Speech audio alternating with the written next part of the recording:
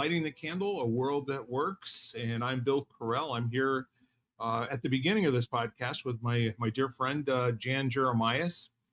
And we've got lots to talk about. And you were just sharing with me before we came on about an interesting conversation between two pretty learned people. And I could actually hear the title going a lot of different directions.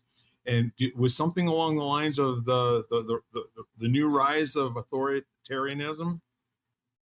Yeah, and just I guess the change in democracy and what living in a democratic state or country and it is now looking like, and why there's that shift, and if we want to basically retain a democracy, what needs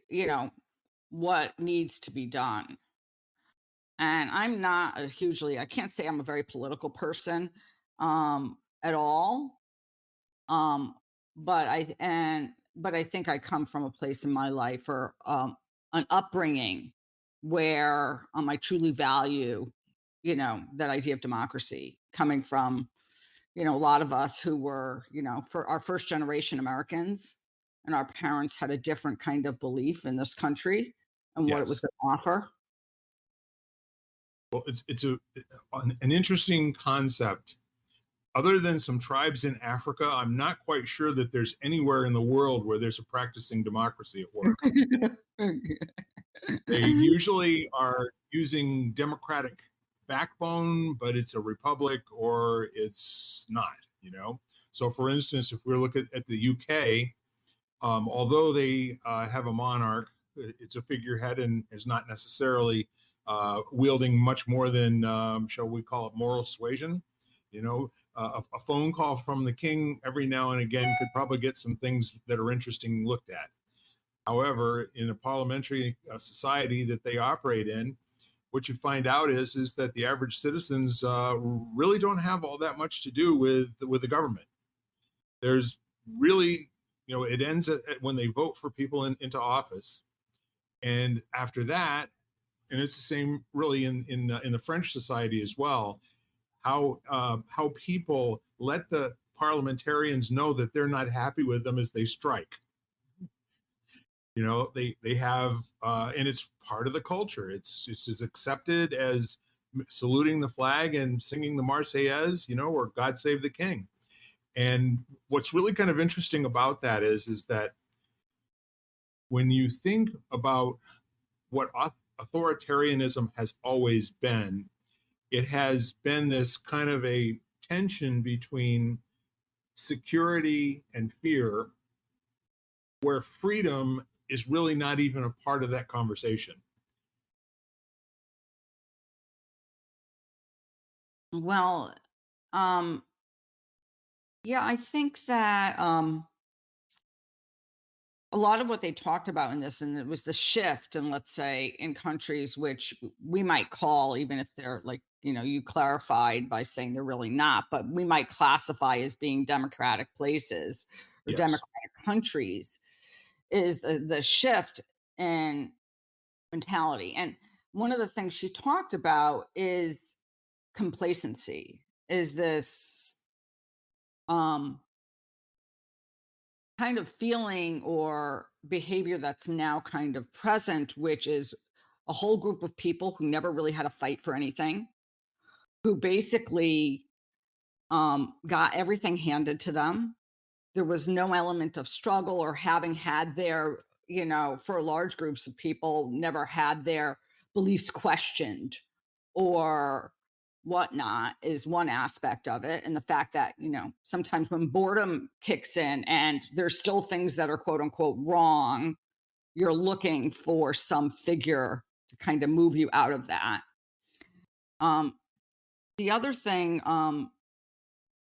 so that was one whole aspect of, that I thought was kind of interesting to me.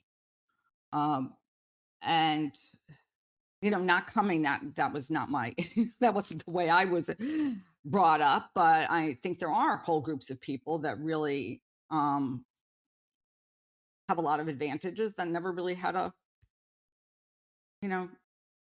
Yeah, there's a man whose books I don't know much about him as a writer, but he had a trilogy that I read when I was in high school, and it was called "The Trees, the Field, and the Town" were the three books, and his name is Conrad Richter.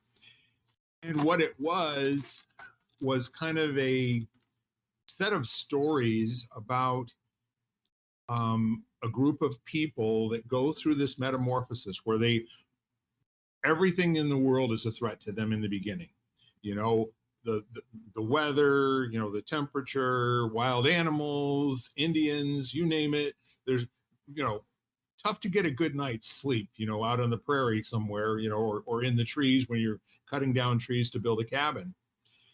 And it talks about, their struggles, and of course the strong leader is very important in that situation. You can project from that, to whole populations and cultures where people who generally feel like they can live with how bad it is, it's not bad enough to make a change and really commit themselves one way or the other and lose their lives over it, but that sort of thing. Um, so they're looking for that Iron Man to come out of the woods and more or less just take charge of the situation and dictate, you know. And the interesting part of that is when you juxtapose that to the notion of democracy and a republic. I'm always thinking about Ben Franklin supposedly coming out of Independence Hall after they had voted and decided, and written the Constitution and all that. And he said, well, you've got a republic if you can keep it. I often think about that too, that quote. Um, the other thing, they discussed quite a lot is that, in the response to change, people usually are looking for some sort of stabilizing force. So they're looking for something that's steady and grounded, that's not changing. Right. And so this whole idea and talking about how much change has happened over the past, we could say, 100 years, you know, since if you want to go back to, the 1900s or whatever, and the amount of change that has taken place for people over this period of time. And that being this huge impetus for people. People want to feel like something is safe and something is not changing.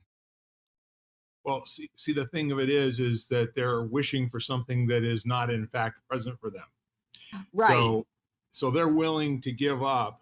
And that was another famous Ben Franklin quote, which whoever would bargain their freedom for security deserves neither, you know. So the words are somewhat like that. But Ken, welcome. We're kind of diving into a topic that neither one of us has all that much grounding in, other than the fact that Jan had listened to a recording between two learned people. I think you sent it to both of us or did you send it just to me? I think I just sent it to you, but I'm glad to share it in the group. Yeah, this will be up Ken's alley a little bit, especially if it's academic and it's not visceral with people fighting tooth and nail.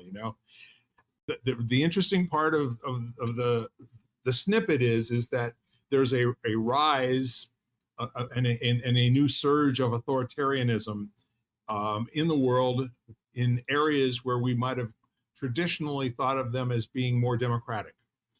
So, for instance, if you look at the EU, it's a perfect example of what I think they might be talking about, where people in Ireland gave up rights to things that were pretty normal for them on a daily basis, so that other people that didn't have that available to them, Greece, Italy, some of the other EU members, they were paying taxes in Ireland to support those folks so that they could get something that was coming through Belgium and through the EU.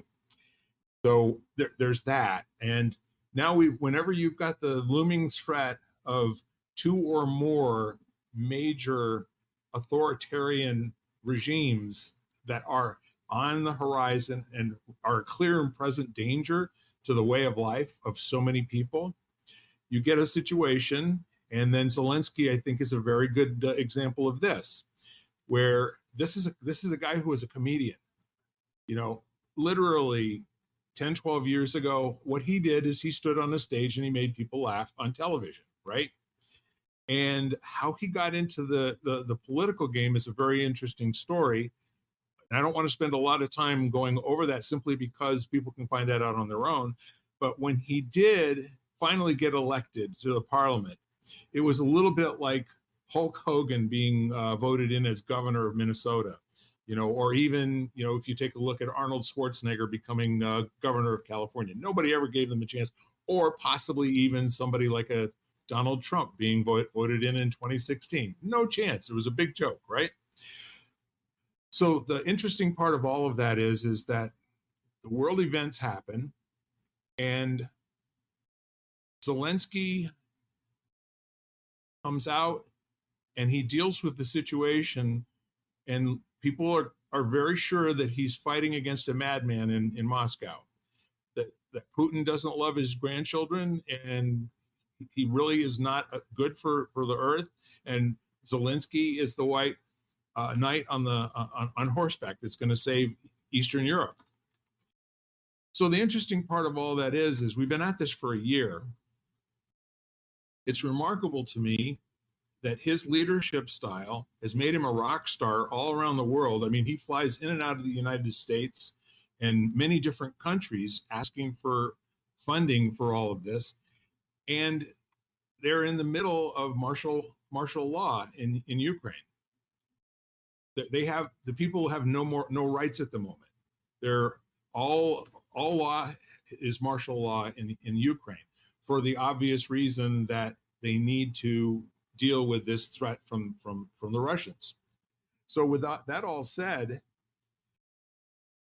it's no longer like a what if Russia does something. Now it's how far will Russia go before they stop? And in most cases in the EU, there are just not a lot of strong leaders. I mean, that's really kind of true for, if you look around the world, most of the leaders, unless they're in a third world country, typically with military issues and a lot of crime, they're not strong leaders. So, and that's a big generalization for 300 and some odd countries in the world, and it's not fair, but for the sake of argument, the authoritarian model just really does seem to be rearing its ugly head, and people seem to be willing, as you said, Jan, they've never had to struggle or fight for anything in their life, and they kind of make a deal with themselves. How bad could it possibly be if we just let this person run things? Yeah, I mean, it was an interesting conversation because, you know, some of what she talks about is this idea of society becoming complacent, taking democracy for granted, Yes. and the fact that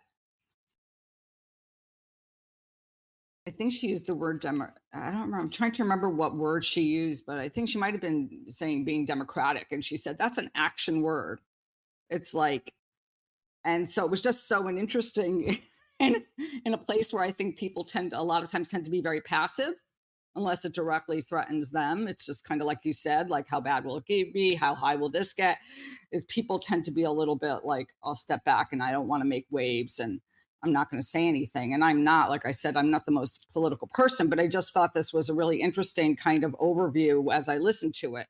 And then the other feeling was this whole response to change, which I think they were saying that's the other thing, is that everybody has undergone so much change over the past, like, how many years between technology and, travel and technology, and the fact, media, social media, and that people are trying to grasp at something that feels steady and solid. And to them, they perceive this person as being a leader, this authoritarian figure, as being something that's going to give them stability. And there is a whole element of nostalgia, she said, of people thinking, well, it was better then. And she said, yes, there might have been things that were better then, but here's an interesting perspective on that. The story that I was telling about Conrad Richter, was the struggle, of a family or two in the West, in the woods, trying to fend for themselves, and then they establish a town, and then by first establishing a ranch, and then as time goes on, and there's lots of water, there's plenty of food, you can go and shop at a store and get what you want. Well, I think his moral of his story was the end of all civilizations to date. And he was also forecasting that we were on a slippery slope heading the same place as Greece, Egypt, Rome, all of those great, cultures and societies, that affluence is the thing that scuttles most cultures, because when people have affluence, they're used to things being easy and not having any sort of problems to get through their day, and all they have to do is go along to get along, and they've got plenty of money. But now we've also got this neat thing that's been happening in the last 5 years, where we've got the government paying people not to do anything. It's like, if they're not prosperous enough, we will help them through this, and we will make them all more prosperous than they were. And at the end of the day, from a comparison standpoint, even though people have a lot more liquidity in their life, in many cases, they also have a lot more debt. They've gotten used to live a lifestyle that was based on an affluent view of the world, where it's always going to be here. Can't imagine that it would go away. The neat part of that is that you talk to anybody that's left Ukraine in the last year and a half, 2 years, what it was like before, what it's like now, they never would have believed that what's happened could ever possibly happen. And that's kind of a big lesson for the whole world. And I don't know that there's an argument for or against authoritarianism. However, when you're living in a country that's going through very critical, massive change, it is a time to pay attention. It's a time to not be complacent. It's a time to ask questions and have some critical thinking going on. And enters Ken. Yes. The master of critical thinking. Yeah. And questions. Yeah, no, I have many thoughts on this, but yeah, well, I guess the first thing is there currently a civilization in Rome? It's not the Roman civilization. But it's a civilization that's occupying that space on our planet, right? It's not the one of two. Yeah, it's so I think that there may be some confusion with this belief that things are unchanging and they'll stay the way they are forever, instead of being cyclical and going through a cycle of birth, maturity, and death. And that's just natural. So, so who we were as a country 250 years ago inevitably will die and be reborn into something else. And whether it's still called the United States, something geographically will continue to exist with humans unless we blow up the planet or an asteroid hits and blows it up for us or whatever. So I don't know. So that's the thing that always I find kind of curious. And and the other thing is, what makes for a strong leader? Why are those leaders weak?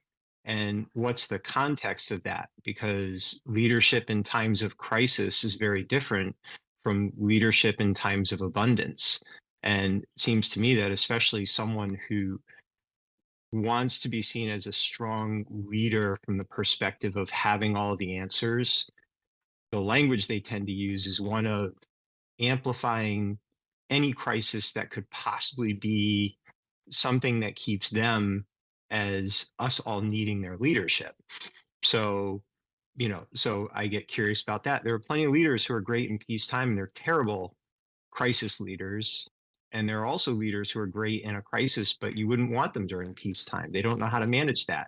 So they just manufacture more crises so that they can stay in power. So those are my initial thoughts.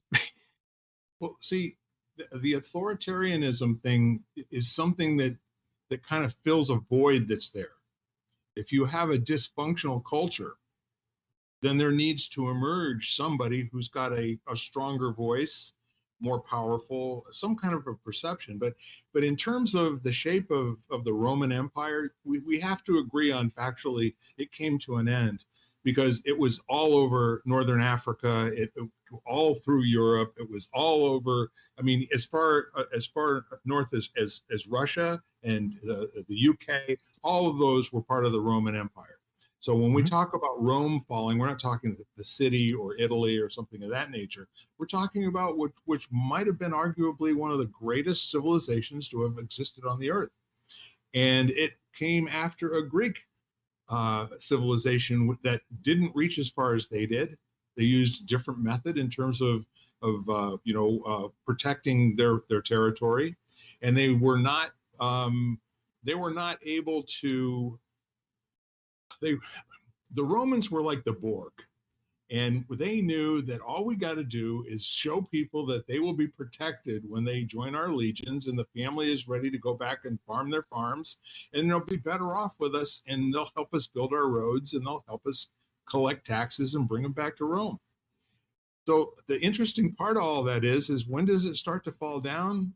When people are no longer in fear of someone else taking their life.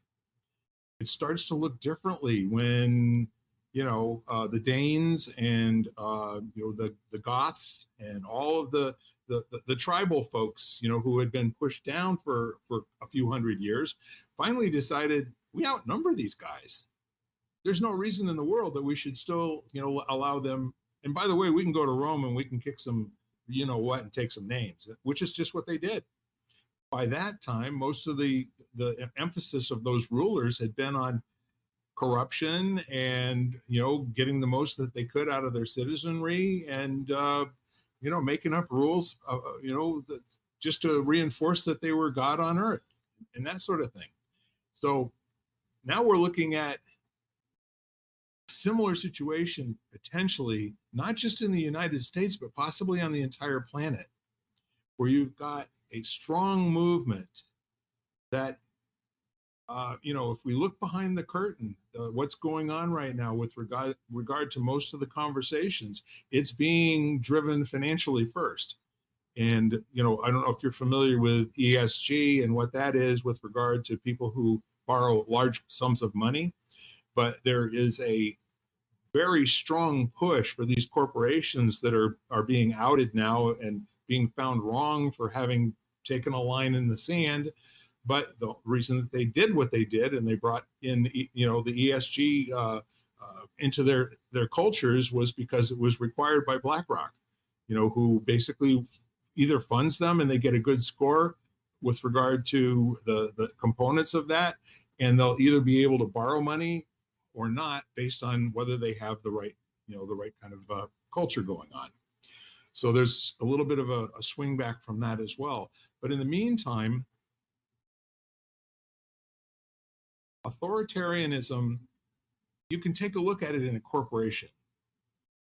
And you look at a guy like Elon Musk, for example, that most people who know him and know his work ethic and know how many things that he's been able to pull off, it's kind of interesting because I don't know of anybody who just goes, oh, Elon Musk, he's a nice guy. They go, Elon Musk, he's a monster, or he may be here to save civilization, And I think we do that more and more with people and put them at one extreme or the other, as opposed to, no, he's pretty much like me. He gets out of bed, he works on the things he thinks he can make a difference with today. And well, some of those will have a lot of zeros attached to them, and that's what makes him different than you and me.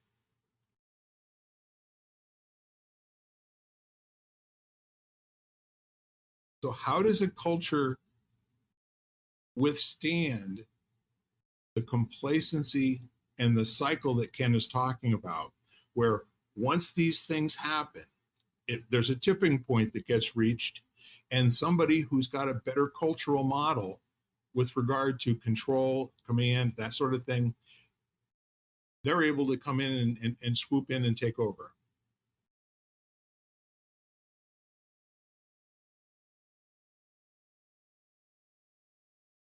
So, well, I mean, any way you look at it, you need leadership in some form if you're going to consider scale. you know? So, I mean, unless you want to go back to small tribes of pockets of 100 to 150 people coexisting and doing their own thing. But even within that, there's going to be leadership. It's just a more intimate expression and it's more responsive, just like a small company. It's you can pivot, you can make changes much quicker than when they get larger, so there's that. But I think that, it's always interesting. I love the martial arts expression, be careful about adding energy to systems that aren't in balance. And, people are the same way. Energy can be represented as political power or financial power. And we don't, I think most humans aren't really considering the level of balance they need in advance. So, so that's why you hear child actors and actresses and musicians that fall apart. Too much energy to a kid, and they're not able to handle it. Or a lottery winner that loses all the money. Too much energy, and they weren't in balance prior to it being invested. So, so I think that you see a lot of that playing out. And if someone loves the feeling of the energy and they can't cultivate an internal sense of balance to use it effectively and appropriately, then what happens? They're just going to try to hold on to it, and they're probably going to behave badly because they don't know any other way to behave. Just like a kid having a temper tantrum. So, you know, It's pretty much so more of there's, the and same, again, there's right? no answers in there. It's Yeah, just, and I think that a lot of times when people are scared, they look for leadership. That's right. And, yeah, and one of the difficult things is a lot of times the leaders that would be best aren't the ones who are going to say I have all the answers. So they're the ones that are going to be not afraid to say I don't know, and they're going to be thinking multidimensionally. But for people that are scared, they just want to put their power in the hands of the person that says they have the answers, the confident authoritarian personality, the talking head, you Yeah. know so She talks yeah. to that a little bit, and some of that she talks about being media driven. So the people that are in the spotlight, quote unquote, are the people who get the attention, who Mhm. basically get attention for maybe not so great reasons. They get Yep. attention. And how there are a lot of great people who are basically not in the spotlight that really would do a that would probably be much better in that position, but they're not in the spotlight. So they never get the traction, or they're not going to Yeah. get the backing or the support that they need. And And they're so not going to be a jerk. They're that's not going right. to play that mean, nasty game, and then it becomes, the snake eating its own tail because they're being told, well, I only play the game because that's the only way I can get a result. And if you want to get the result, either play the game or sit on the sideline. Mhm. So, until someone breaks it, I mean, it's funny. There's this whole thing about, I mean, Ronald Reagan, talk about a TV actor. That was how he got elected. It was the rise of television. Who's a familiar face. People knew him. So there's been a whole cycle of that. I mean, wasn't it? I think it was Obama. A lot of that, his election was around social media, and like the rise of that was kind of correlated to that to some level. Twitter. I remember Bill Clinton being on MTV playing the saxophone and appealing to younger voters. That couldn't have happened in the 50s, not that way. So Right. yeah, you're absolutely right, Jan. So now there's, and they get very good at, like any good salesperson. I see this in content. There are a lot of incredible marketers who throw out mediocre content, but they're so good at connecting you to the belief that this would be good for you, that, and they spend 90% of their time marketing and 10% actually focusing on the content. And then I work with clients who have incredibly valuable deep content, but no one knows about it because they're so concerned with actually delivering something with integrity and value that they're not willing to just lie or exaggerate or self promote. So they're incredible leaders who are quietly sitting in little pockets of influence instead of having dramatic impact. So it's like a catch 22, you know? Right. And so it was just a very interesting, as we all know, between news and social media, kind of what we hear and what we listen and what we know about people. Mhm. There's no shortage of people trying to gain the bloody pulpit and the bully pulpit. Um, that's not a problem, but there are barriers to getting your voice heard, simply because of how media works. And so much of the media is owned by people who are very much interested in the authoritarianism model, like that we've been going through for the last 100 years, since I don't know, since World War I, when I guess that was when the first minister of propaganda, although that wasn't his title, was hired by Woodrow Wilson to turn the tide in public opinion as to whether or not we should be in that war, in World War I. So from that time on, we've had, larger and larger government and more career politicians that are never elected. These are definitely politicians because they're constantly doing things that are to some agenda and moving it forward or keeping it in place. And while they've been doing that, they've kind of lost their way in terms of what the business of government is all about.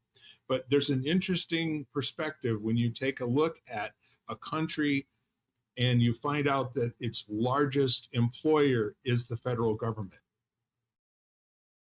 You need to let that sink in for a minute or two.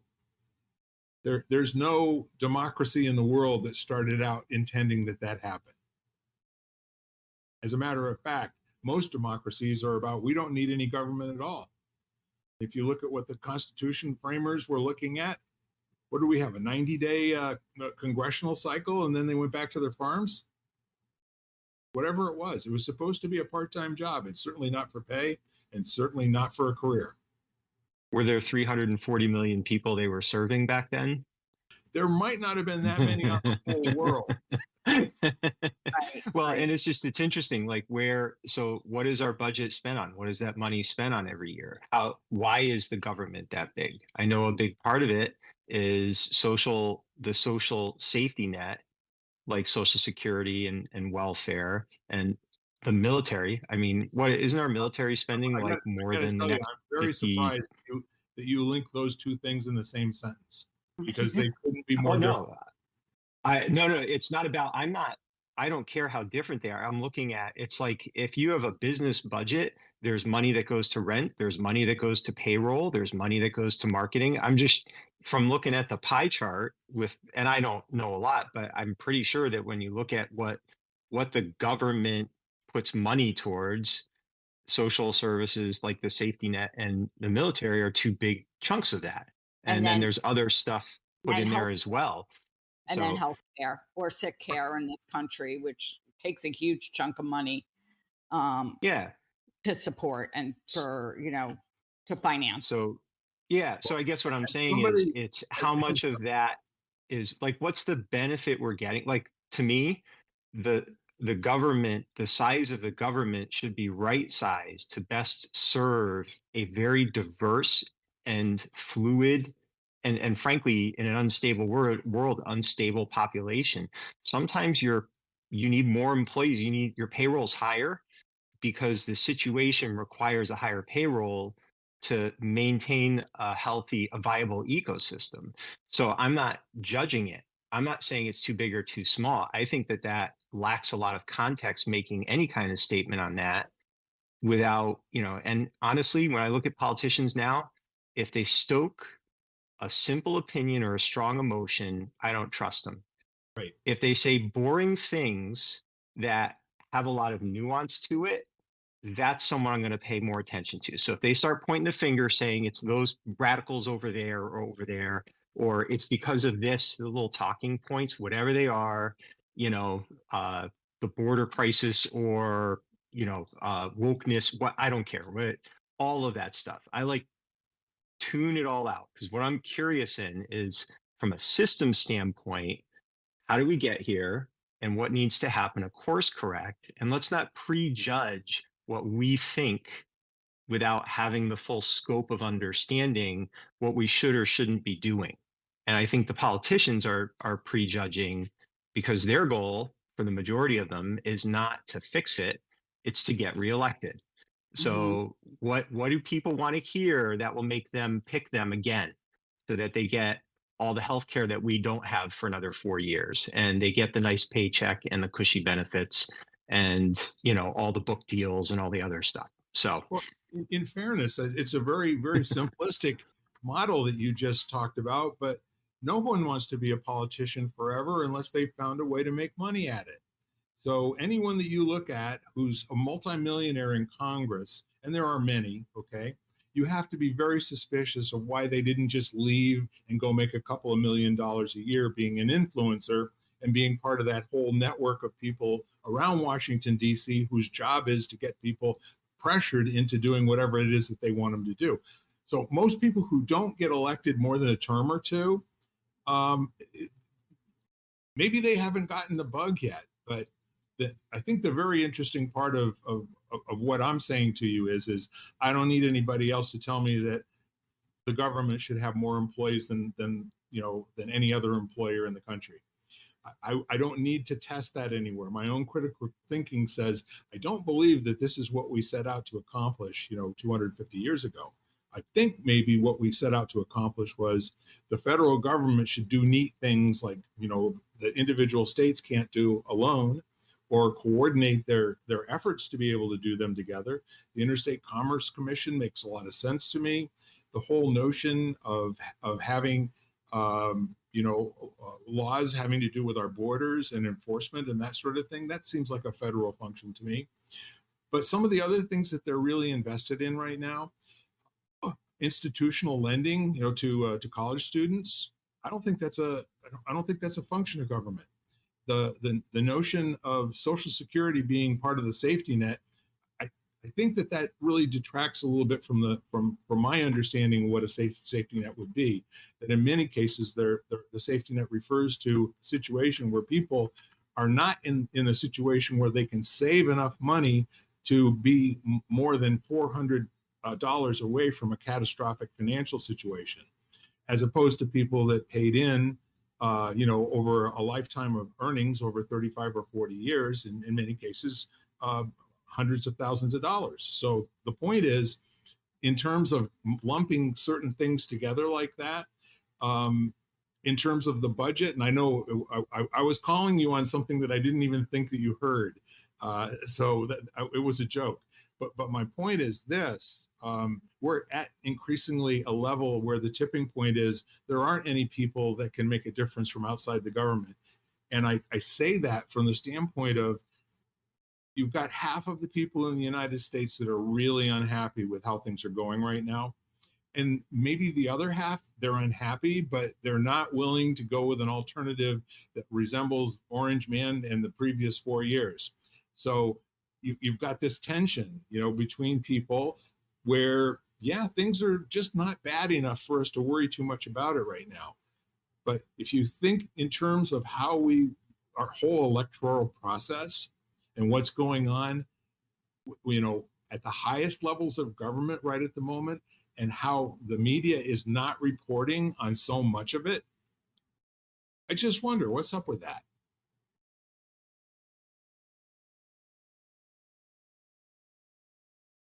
And I I'll don't know. tell you, I think a lot of the information is getting out in diverse ways. It's just less centralized, and absolutely, I mean, if certain, depending on the audience that consumes that media, of course they're going to talk more about certain topics than others. So as long as you're clear yeah, on what audience that media is monetizing, then you should know that. So I mean, if it's business pro business, they're not going to talk about anti-business stories. They're not going to talk about corporate greed, because the people that they're talking to are paying them in revenue, advertising revenue, whatever, to hear them say good things about business. So, so I think but I think all the information is out there all the time. It's just, who are you listening to? And is that because it helps serve it makes you feel good about your values, your confirmation biases that we all have, that kind of thing. It can be uncomfortable to hear people say things that you don't agree with. So it's easier to just not listen to it. you know, and then say that the media isn't reporting on it. It's, I think, more appropriately, your media that you're listening to, like the generalized you, is not reporting on it. That doesn't mean it's not being reported on, you know? Well, see, here's where I'm going to, again, I'll pick a bone with you and try to confuse you with some facts, okay? Throughout the entire period of time when Donald Trump was being impeached, there were metrics in terms of stories that were going on about the Bidens.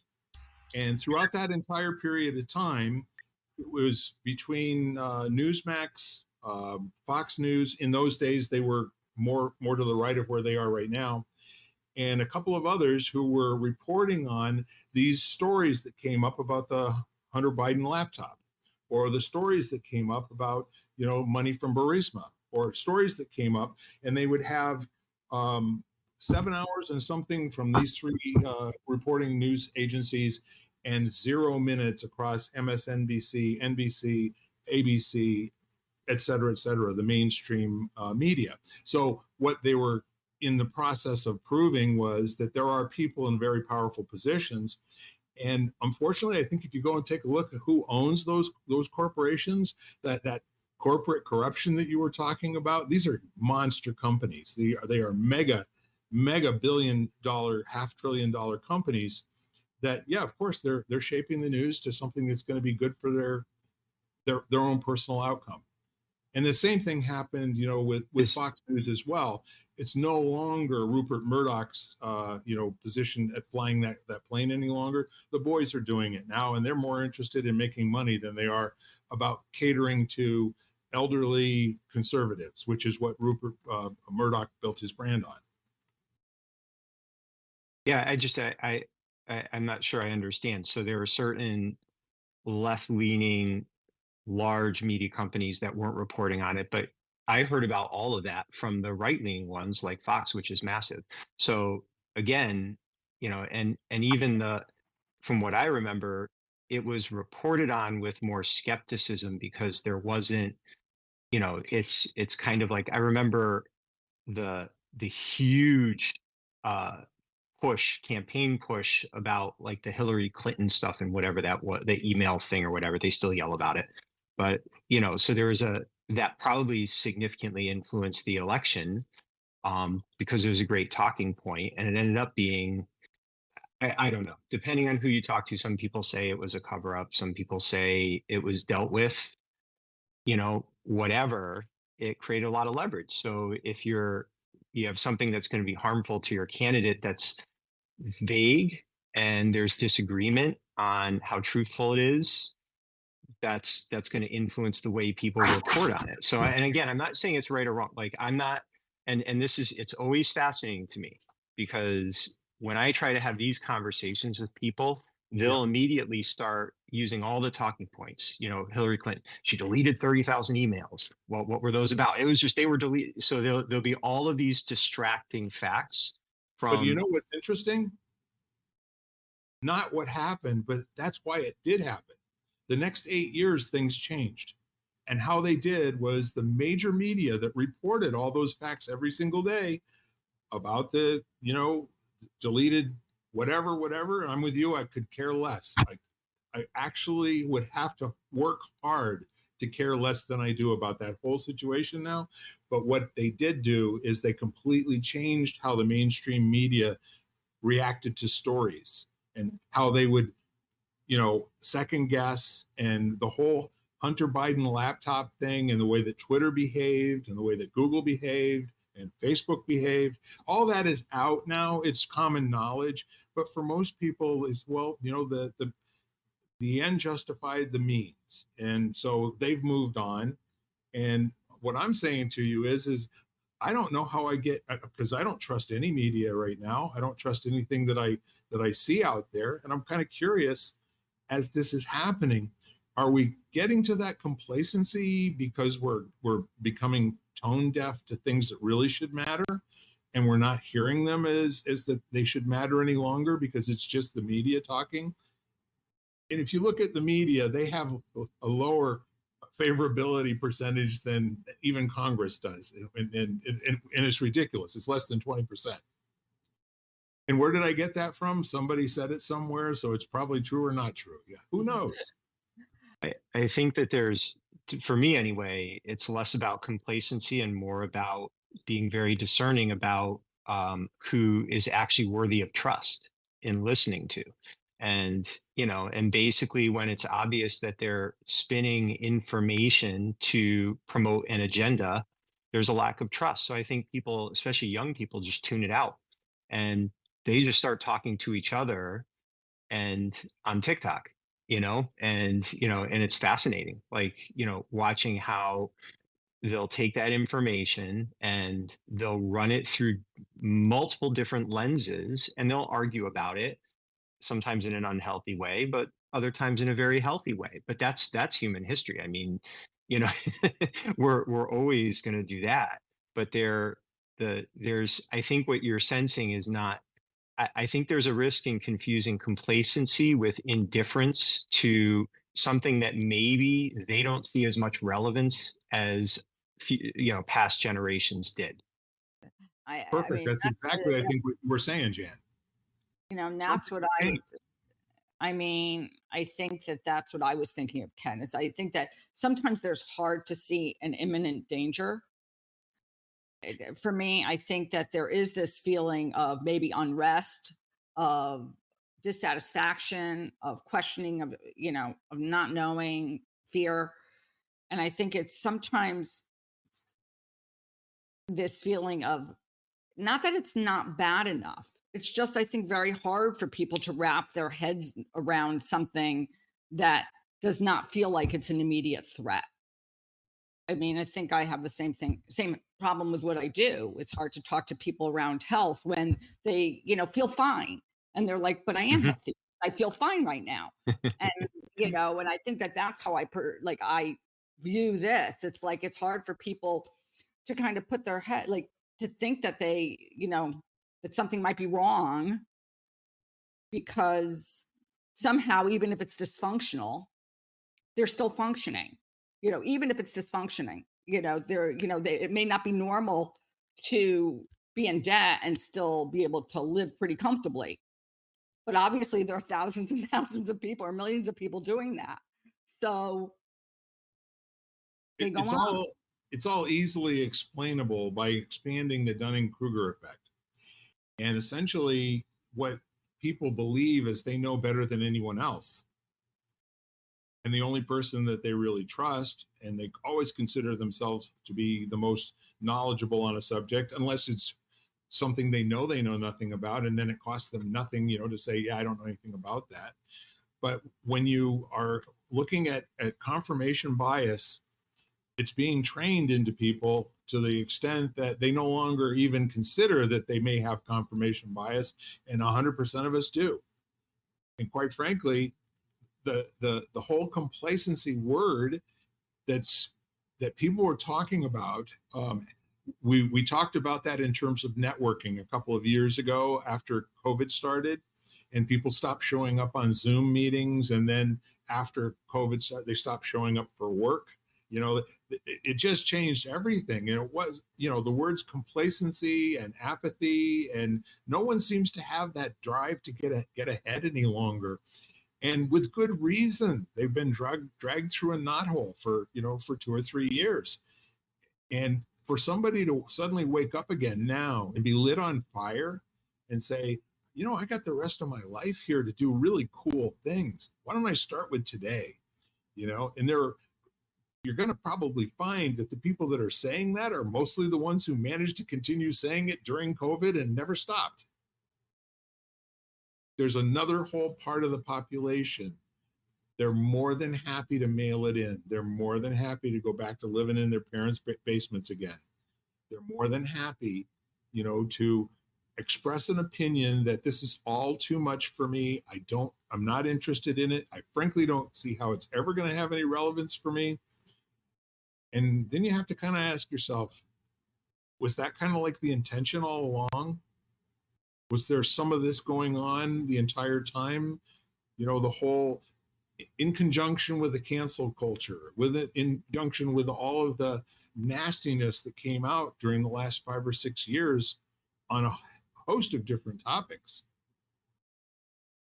Were we really trying to get people to shut up and go sit in a corner? And is it working? Well, and why why is it a bad thing if someone wants to live in a basement with their parents?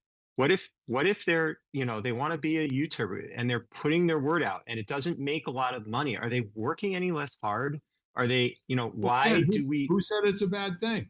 Oh, no, the way it's spoken about in Yeah. certain circles is that there's a judgment placed on that they're not they don't have the same value as a quote unquote hard worker. And I think that's part of the challenge we have right now. And I hear this a lot too. They're mooching off the system, and who who are you to say that? Because I'm not saying, again, this is the general you to people who are thinking that way. And so they're framing all of this through, and again, this is the challenge. You framing it through a lens. Like, I'm a hard worker. I've always been a hard worker. And I've taken a lot of grief from a lot of people in my life because I did it entrepreneurially. I've never done what people tell me to do. I've taken massive risks. I am fine dying broke. Frankly, I'm fine being homeless if that's what it comes to. If I lose everything, again, wouldn't be the first time, in service to what I feel is the best way I can bring value into my life, I'm willing to do that. And you know what? There are a lot of people. I know people right now who, going back to Social Security, they did put a lot of money into it and ended up losing it all to $1 million medical bill because our healthcare is broken, right? So, and now someone looks at them and says, "Well, it's your problem for not having savings. You should have invested smarter." There are people who would say that. So, how do you look at the context of all of these lives and say maybe someone who just raised children and grandchildren and great grandchildren and never worked a day, but put incredibly balanced and contributing humans into the world. But on paper, they didn't do the work. Why should they be taken care of now? There's so much nuance that's lost in thinking in these certain terms through certain structures. And that's the thing that I find curious, you know?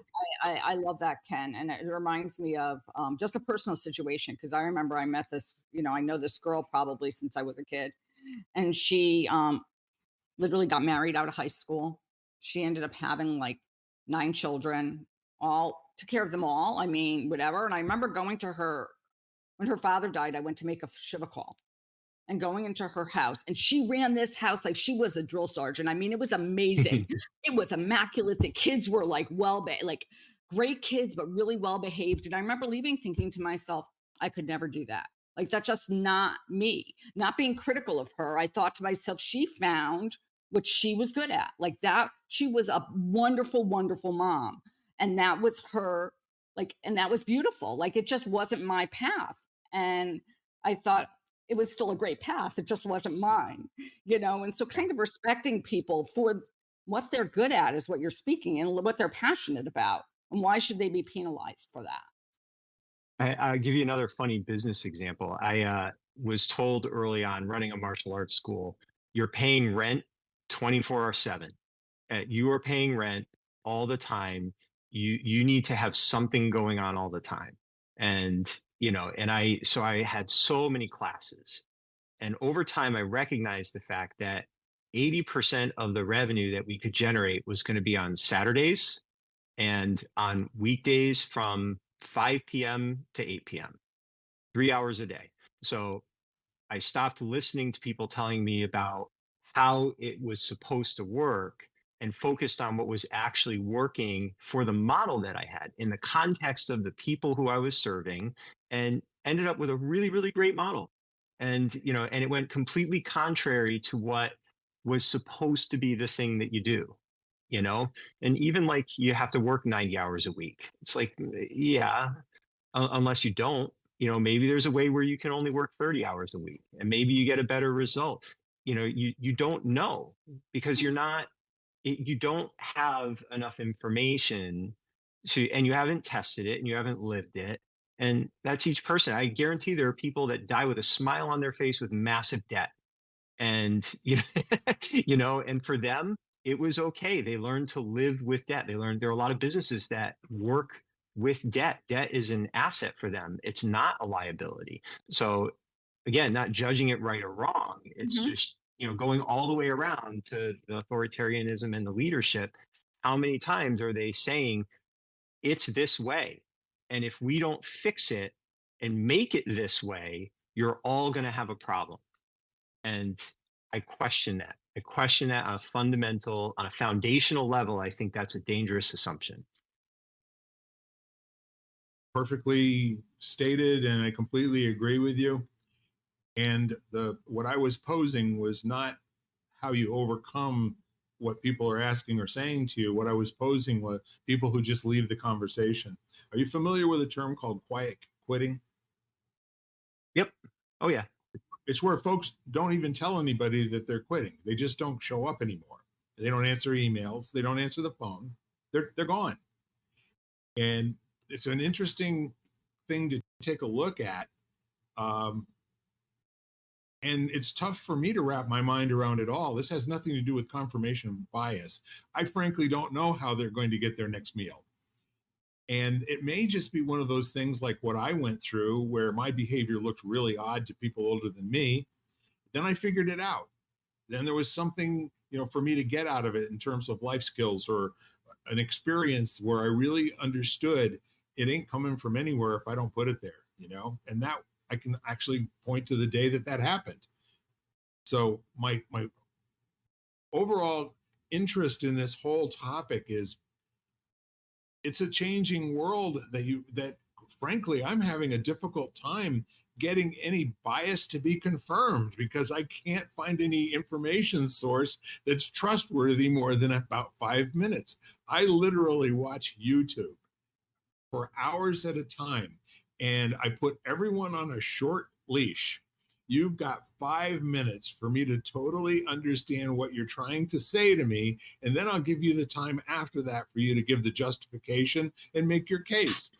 9 out of 10 times, I'm on to something else by the second or third minute. It's like, nope, these are just people going to rob me of the next 5 minutes of my life that I will never get back again. And the neat part of all of that is that I too have this ability to kind of withdraw from things and choose to really powerfully throw myself at a handful of things that mean a lot to me, as opposed to trying to do all of it all the time, everywhere. That's a big change in me as well. And I can identify with the kids who basically say, we got through it somehow, during COVID, we'll get through it somehow after this. And I also get calls from parents that are very concerned about their kids' behavior doing stuff like that and saying they did not get this from me. And, my response to that is they got it from somewhere. I wonder where they got it from. This might be our generation for wondering that a lot. Yeah, no, it's definitely going to be interesting. I mean, like even I talk to a lot of people, quiet quitting for them is, will they even notice? I mean, I value contribution more than money and or some kind of promotion or whatever. And if I can sit here and do nothing, then obviously, and often what they're doing is they're just marking time to find a better job where it feels like it's going to be more fulfilling to do their work. So, and then the other part to it, a lot of them, they're getting overworked for the compensation in their mind, you know? So, and looking at disparity between, the income generation of the executive team versus where they're at and thinking, are they really doing 1,000 times more work than me? And I'm not, again, not judging it, saying this is just the perspective that they're using. So then they're like, why should I do more? They're telling me that that my day will come. No one believes that anymore because they're watching all of the infrastructure that supported prior generations break down in real time. So there's no trust. I mean, I am firmly convinced I will not collect Social Security, that it won't. I've known that for the last 15 years. I've believed I will not live long, or by the time I'm at that age, it will not be something that's available to me anymore. And so I got to be ready to deal with that, and maybe I'm wrong, but I talked to 20 somethings who are like, yeah, I don't think the planet's going to be livable 30 years from now. And again, right or wrong, that's what they're seeing. And when, they're watching their leadership rip each other apart, they're watching bridges collapse, they're watching weather systems get weird, correlate it, explain it however you want. That's their lived experience that they're basing their decision making on. So they have they are not in a stable environment where they have the same context for the decisions they're making and the choices for how they're living their life now. I think that's true for all of us, my friend. Sure. Oh yeah. I'm not saying it isn't. I don't have a corner on that market. There's all of us that are no. Not sure which end is up anymore. But they don't, like I can reflect on the 90s as being a pretty cool time to live. Like as a business owner, it was easier to make money. It was just there's a different perspective and a different outlook on the world. They do not have that lived experience. So we have a lived experience that they're lacking. So that's the difference in their perspective. So it doesn't mean we're not all processing the same way. It's just, if you've only been on the planet for 20 years, if you're born into the 9/11 era, your world is very different from someone who was born in the 80s or 70s, or earlier. That's all. Those folks have never lived in a free country. No. Yeah. No. And, to what Ken's saying, when I sit there and I listen to that, the thing about growing up or having a business or having any experience, let's say it's a work experience prior to, in the 90s or even 2000s, or even after that, up till COVID,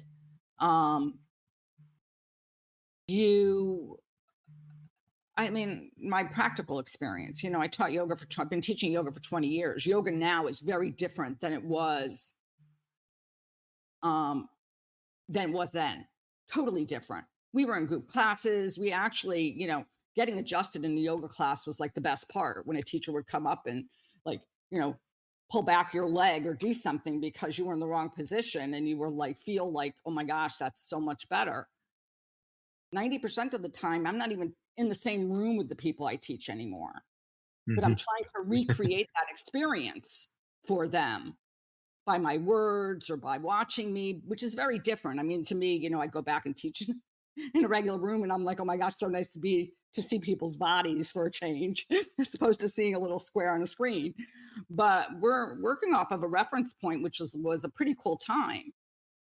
And for those who are teaching now, they've never had that experience. Like my, people I meet who never did in-person teacher training. So they never got the experience of seeing people's bodies. You want to hear a funny one? Along those lines, we had kids who we didn't know what they looked like without being able to see their lower face. Yeah. Like we'd only see them, and it was such a weird, kind of adjustment to seeing their whole face again. And you know what? Everyone's fine. It was a difficult time, and you can either talk about how right it was, wrong what it was, what worked, what didn't work, but all of us had that experience, which was not comfortable for anyone. There were some repercussions to it, and now we're doing what humans do. We're working through it, That's right. You get creative. And you get creative, but it's true. Yeah. Like, it was surreal. It's surreal. Yeah. You teach somebody's body and you're like, wow, that's what they look like from the neck down. Yeah. Well, we've done it again. We've had another amazing hour with lots of good points of view and lots of speaking for. I really appreciate all of the points of view that we can bring together. Even if it's not something we agree with ourselves, it's always good to presence other points of view that are not necessarily going to be front of mind for everyone. And this again, for you, our listener at home, couple of things I want to say is this is all, intended for you to take away what you take away. I mean, none of us here have an agenda in terms of what we'd like you to believe. And that should be real clear from the way our conversations go. There is no alignment, in any particular direction, except for we all believe that if you start with a question, you're going to end up further down the road than you will if you think you know the answer. And with that said, I'd like to just give you both an opportunity for some closing remarks here, and then I'll leave with my usual salutation and aloha.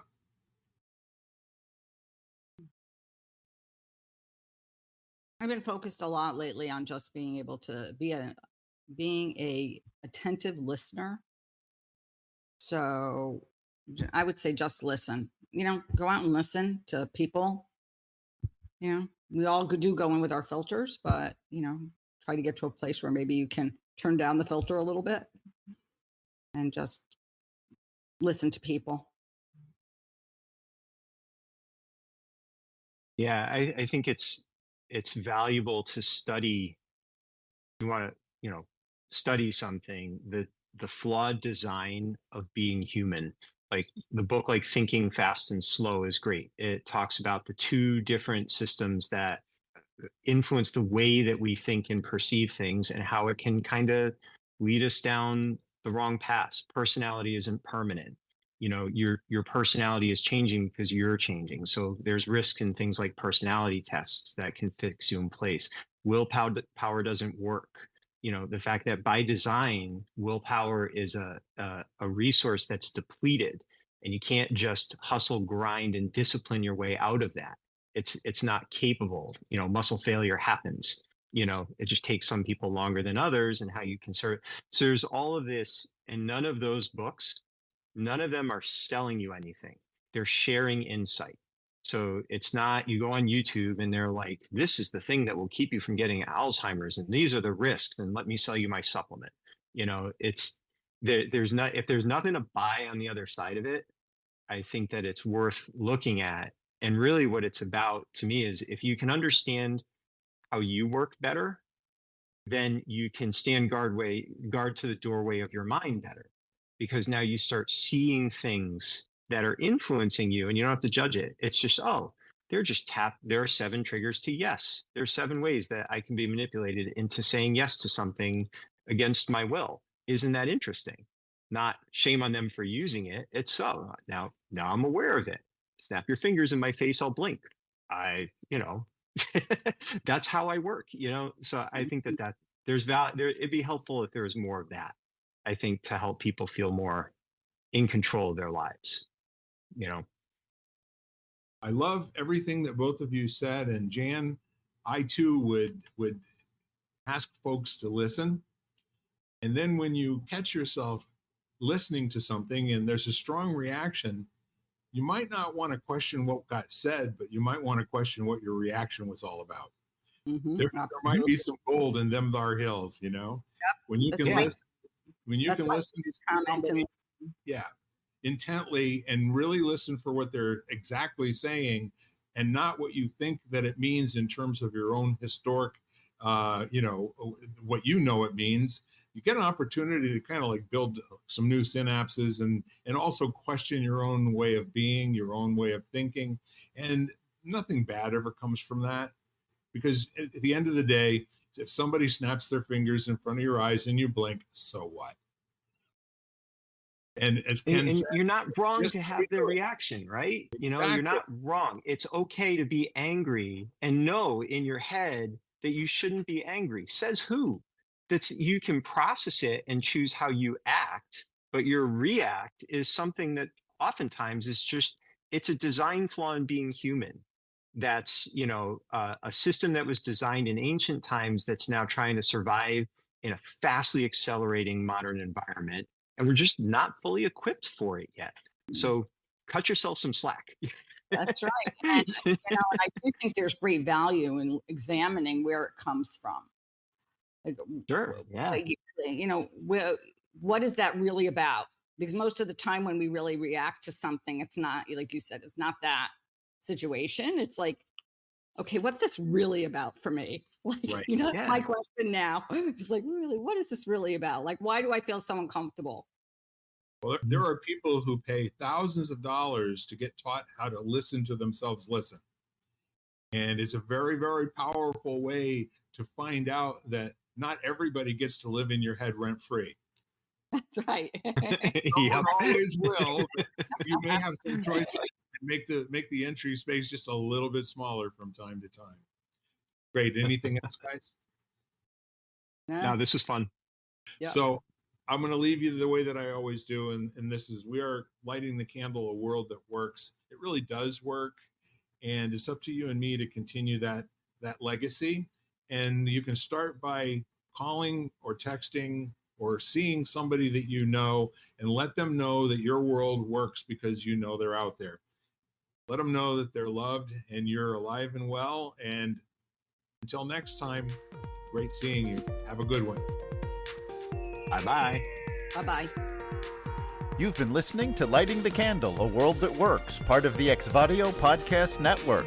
You can catch us each week as well as the rest of the network at exvadio.com/podcasts, as well as the Apple Podcasts app, Google Podcasts, Spotify, iHeartRadio, Stitcher, Audible, Amazon Music, and wherever you find podcasts.